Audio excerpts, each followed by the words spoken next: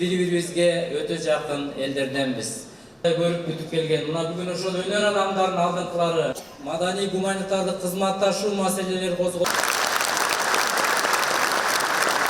Кыргыз Республикасындагы мәдениет күндерінің салт достығымыз жараса берсін.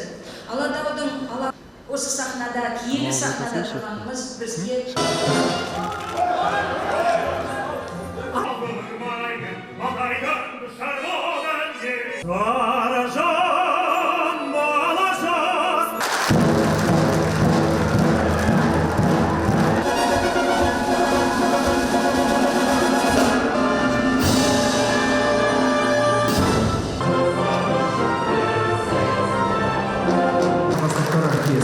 дирижері Қазақстанның үлкен сіңген